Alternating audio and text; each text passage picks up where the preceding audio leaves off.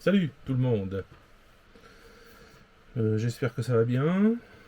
Ici, je viens de passer 30 minutes devant la maison avec les chèvres, les chats, les chiens, Digan et Dina, qui ont joué. Donc c'était assez sympa. Voilà, 30 minutes d'animalerie. Euh, il fait un temps mitigé, il fait pas froid. J'étais en t-shirt, donc ça veut dire ce que ça veut dire. Et puis en Russie, vous pouvez savoir à peu près quel temps il fait sans regarder la météo si vous regardez ce que les gens ont sur la tête. Donc j'avais une casquette. Donc la casquette, c'est pour 0 à plus 10. Voilà. En dessous, c'est le bonnet en laine de 0 à moins 10. En dessous de moins 10, c'est le bonnet, le bon bonnet, bien plus chaud. Et en dessous de moins 25, c'est la chapka. Voilà. Donc il suffit de regarder dehors et à la vôtre. Alors, pensez à vous abonner, à mettre un pouce, à partager la vidéo, que je dis jamais ça.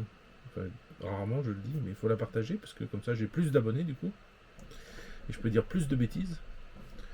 Euh, on n'a plus de VPN, voilà, ça marche plus depuis. Alors j'ai le VPN sur le téléphone qui fonctionne, mais sur l'ordinateur terminé. Ça fait 4 jours que j'ai plus de VPN, donc je peux plus aller sur YouTube, je peux plus faire tout ça. Je peux plus aller sur X, je peux plus faire ces choses-là. Si vous entendez, il y a Elena qui est en train d'appeler Dina. Je sais pas ce qu'ils font, mais ils doivent en train de jouer comme des fous.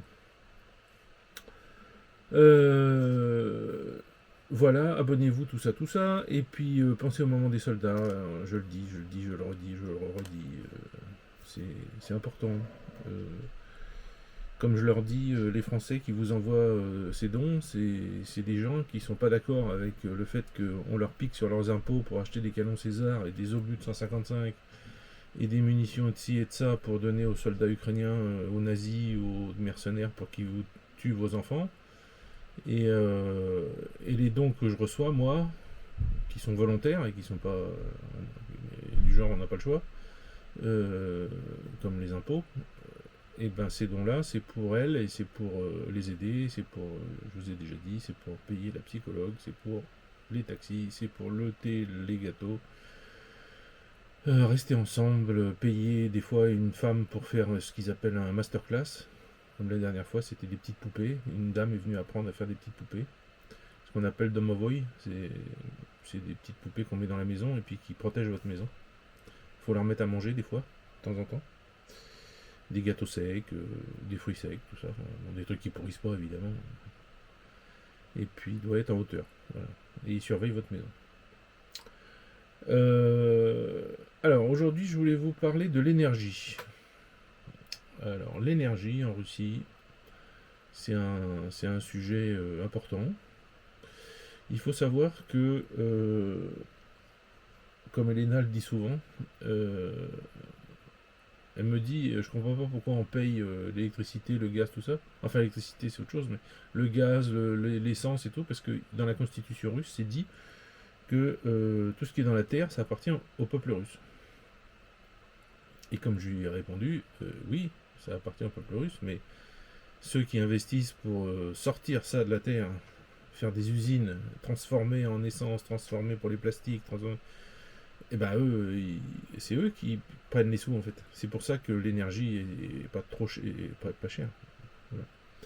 Alors qu'est-ce qu'on a comme énergie ici? Ben, on a à peu près tout. Bon, on n'a pas d'éolienne à la con, on n'a pas de. Enfin, on n'a pas. Les gens, perso, certains ont des panneaux solaires. Parce qu'en Russie, les panneaux solaires sont un peu spéciaux par rapport aux autres. Ils sont autochauffants. C'est-à-dire que quand il fait moins 30, moins 40, et qu'il neige, et que ça fait de la glace, et que ça recouvre le panneau solaire prend un peu de l'énergie qu'il a, qui est accumulée dans des batteries en dessous, ou je sais pas où, et il s'auto-chauffe. Donc ce qui fait que ça fait fondre ce qu'il y a dessus. Quoi. Mais je conseille pas, si vous en avez l'idée un jour de venir vivre en Russie et d'en installer, de les mettre sur le toit, parce que au cas où, c'est ce qu'on m'a dit, au cas où ça fonctionne pas, il faut quand même un balai et puis un truc pour le retirer à la main, quoi. Donc sur le toit, c'est pas possible. Donc il faut mettre ça dans le jardin. Voilà. Bon, ça prend de la place, c'est pas très joli. Bon, c'est comme ça. Sinon, on paye l'essence 50 centimes d'euros. 50, c'est à 50 roubles. Alors je sais que le rouble a chuté, là, enfin a chuté, a remonté. Pour moi a chuté, mais pour les Russes a remonté. Parce que pour moi, je préfère quand il est haut, vu que si j'emmène mes sous de YouTube de France, je les envoie ici, plus le rouble est à 105, 110, plus j'ai de sous. Et là, il est à 90,24. Enfin, hier, il était à ce taux-là. Je sais pas combien ça, je sais pas si ça a changé là. Je vais regarder. Alors, voilà. Et c'est à combien? 91, 93. Voilà, ça a remonté un peu. Bon. Moi, j'ai connu quand je suis arrivé en Russie en 2013, il était à 36. Donc, vous voyez, 36 roubles pour 1 euro.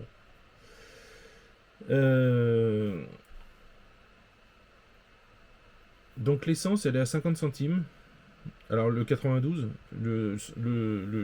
l'essence en 95, il est à 54, je crois. Un truc comme ça. Et le diesel, il est à 60 des bananes. Le diesel est plus cher. Bon. Alors déjà, le diesel, en général, s'ils vous mettent diesel avec une espèce de flocon de neige à côté, ça veut dire qu'il a déjà un additif pour pas geler l'hiver. S'il n'y a pas le flocon, ça veut dire qu'il faut que vous en achetiez, parce que sinon le diesel ça gèle. Donc ça va geler dans votre bagnole et puis vous ne pourrez plus l'utiliser. Donc il faut mettre un additif à chaque fois. À chaque fois vous faites le plein. Ensuite, donc ça c'est l'essence. Il y en a partout. Il y en a partout. Il commence à y avoir des bornes électriques un peu, mais ici on n'en a pas, parce que personne n'achète de voiture électrique ici. À 50 centimes du litre, qui va s'emmerder à acheter une bagnole électrique qui coûte 1,5 fois plus cher ou 2 fois plus cher? Bon, enfin bref. Ça c'est pour l'essence. Ensuite, pour ce qui est du gaz. Le gaz, le président Poutine a fait un décret, il y a un certain temps déjà, qui oblige, c'est même pas qu'il demande, c'est qu'il oblige, il veut que tous les recoins de la Russie soient accessibles au gaz. Donc pour ça, ils sont en train de construire un grand pipeline qui traverse toute la Russie, et de là vont partir des branches d'arbres, de pipeline, des plus petits, qui vont aller dans les steppes, dans le Caucase, en Sibérie, enfin partout, quoi. Dans le Nord, qui vont aller partout pour que tout le monde ait du gaz. Il veut que tout le monde ait accès au gaz. Bon, c'est bien, vous voyez, c'est pas Macron, quoi. Vous voyez, le méchant dictateur. Comme toujours. Donc il a fait ce décret. Et le gaz, je peux pas vous dire le prix au mètre cube ou tout ça, parce que je le connais pas, mais moi je sais que pendant l'hiver, donc vous savez que les chauffages russes, c'est... enfin la plupart des chauffages russes, il n'y a pas que ça, mais la plupart, une immense majorité des chauffages russes, c'est une chaudière, alors qui peut être plus ou moins moderne. Hein. Il y a même des chaudières, j'en ai vu la dernière fois que j'ai été en voir, où vous ouvrez un capot sur le dessus et il y a 2 feux pour cuisiner. Voilà, ça c'est pour les gens qui ont des petites maisons. Bon, c'est rigolo quoi, c'est assez pratique. Donc vous avez votre chaudière que vous pouvez régler avec la température, et puis ça vous chauffe de l'eau. Et moi j'ai installé une pompe donc qui me prend cette eau et qui l'envoie à grande vitesse dans tous les tuyaux de la maison. Donc ça part du sous-sol, parce que maintenant elle est au sous-sol la chaudière, je l'ai fait bouger de place. Ça monte dans la maison. Dans la maison, vous avez 2 gros tuyaux gros comme ça, qui font tout le tour de ma maison, qui arrivent dans ma chambre. Dans ma chambre, il y a le retour. Donc c'est l'eau qui arrive chaude, qui vient de la chaudière, hop, elle arrive là. Et de là, hop, elle repart, et elle refait le même chemin. C'est deux gros tuyaux qui sont à peu près à cette distance, sur tous les murs de la maison. Enfin, pas tous, mais sur une partie des murs de la maison.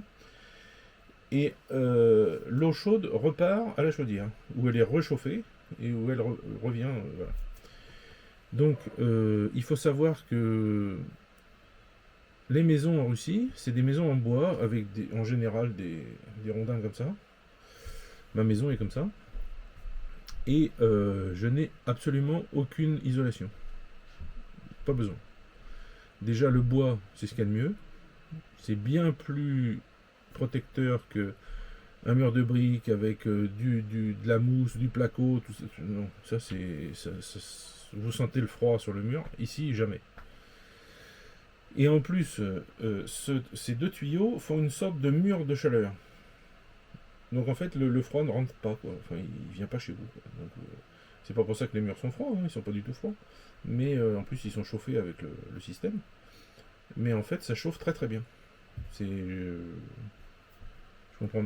Ben, je sais qu'en France, vous avez des radiateurs, tout ça, mais si vous aviez ce système avec les tuyaux, ben, c'est plus économique et ça vous chauffe toute la maison. Voilà. Alors, comme on a fait rajouter une salle de bain, on n'a pas remis les gros tuyaux, on a fait adapter, avec une connexion, des tuyaux en plastique blanc. Alors, je crois que c'est du PVC, mais assez épais. Ils sont à peu près gros comme ça. Ouais, comme ça. Et qui vont jusqu'à un radiateur dans la salle de bain et un radiateur dans la garde-robe. Pourquoi dans la garde-robe? Parce que c'est ce que m'ont expliqué ceux qui l'ont installé.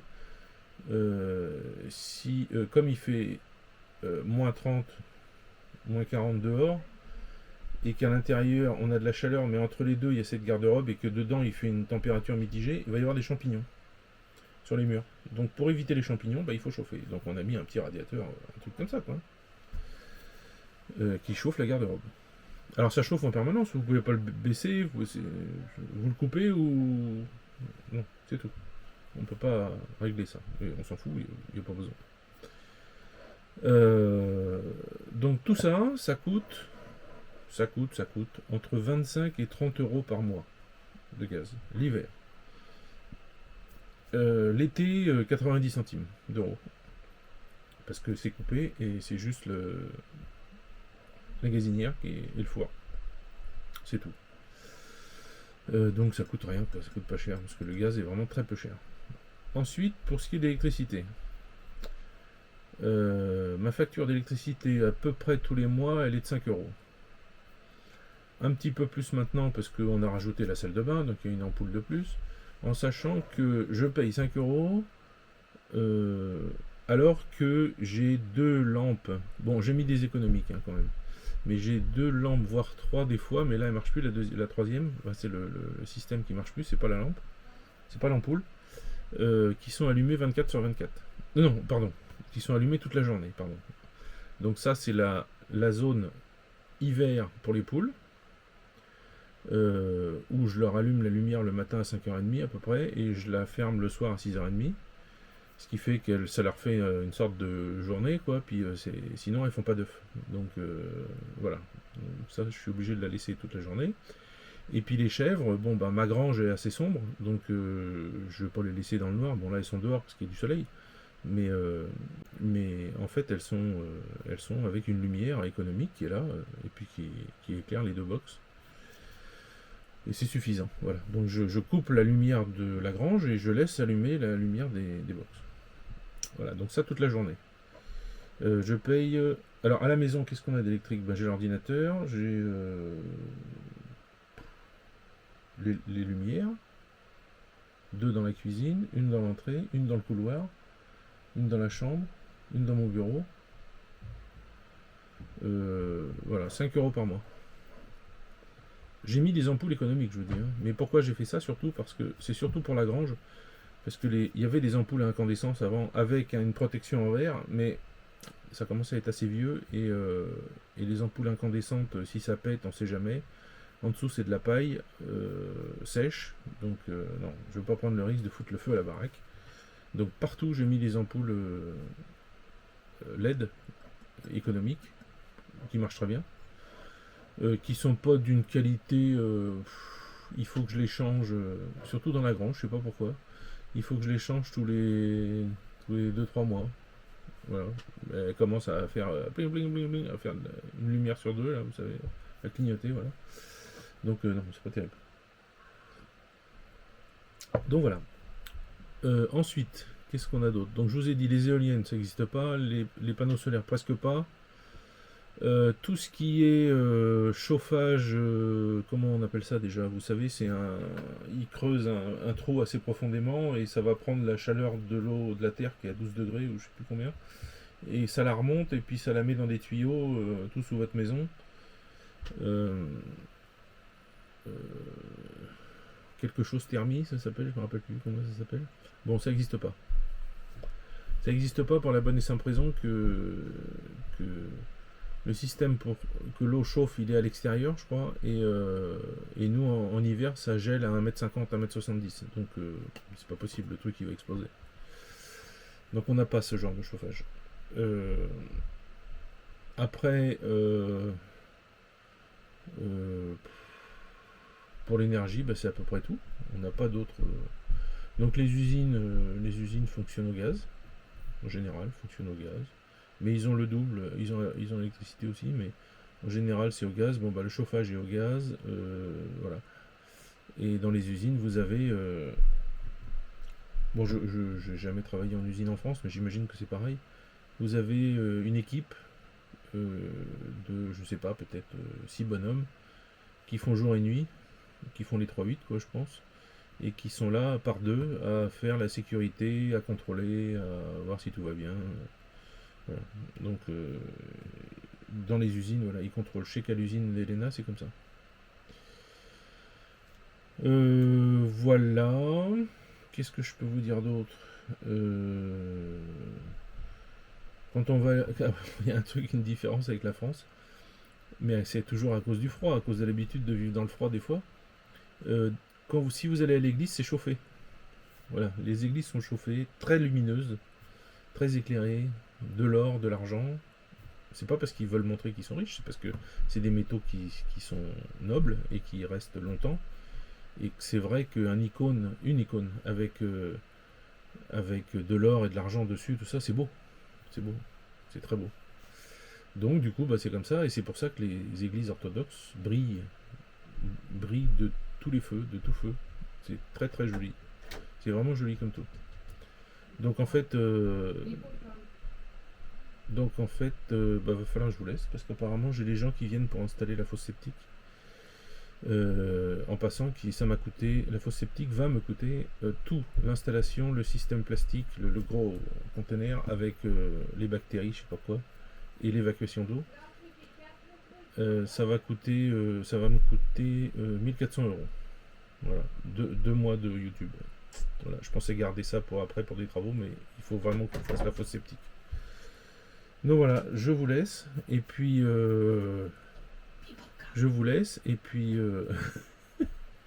Elena discrète, people come. Bon bref, allez j'y vais parce qu'ils m'attendent. Allez, je vous laisse, à plus. Bon, je vous fais un petit rajout. Comme vous avez compris à la fin de la vidéo, j'ai la fosse septique qui est arrivée, donc je suis allé voir les gars, j'ai fait une photo de la fosse septique pour vous montrer comment c'est ici. Donc fabrication russe,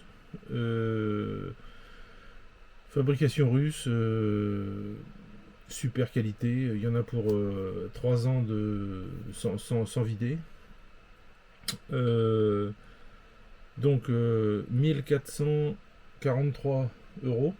Enfin, si je prends le rouble à 100, l'euro à 100 roubles, ça fait à peu près ça. C'est 143 000 roubles. Alors, la livraison, la fosse, les tuyaux, le branchement électrique qu'ils vont faire dans la maison. Donc ils vont aller dans ma cave, ils vont faire des trous, ils vont passer dans la cave, ils vont remonter pour aller jusqu'à ce qu'on appelle, je sais plus en français, à l'Asiatka, une prise électrique, ici dans le salon, avec un interrupteur, je pense. Creuser le trou, alors tout à la main. Ils ont sorti les pelles, là, il n'y a pas de pelleteuse ici. J'ai déjà vu ça plusieurs fois, c'est tout à la main. Ils font tout à la main. Et voilà. Et le tuyau d'évacuation qui va aller dans la rigole qui est dans la rue.